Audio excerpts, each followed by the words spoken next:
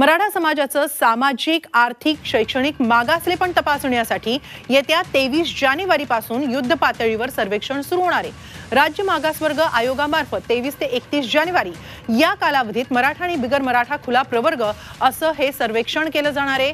राज्यातील 2.5 कोटी कुटुंबांचं सर्वेक्षण केलं जाणार आहे. या सर्वेक्षणासाठी 24 तास कॉल सेंटर सुरू ठेवा.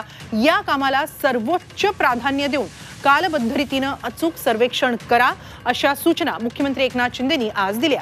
वर्षा निवासानी झालेल्या मराठा आरक्षण विषयक बैठकीत त्यांनी राज्यभरातील सरकारी यंत्रणेला हे आदेश दिलेत.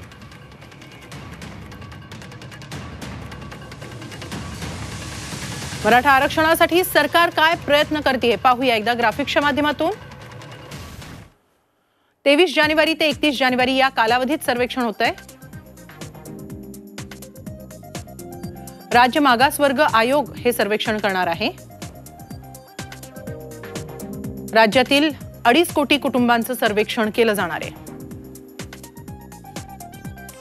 सर्वेक्षणासाठी गोखले इन्स्टिट्यूट, IIPS संस्थांची मदत घेतली जाते.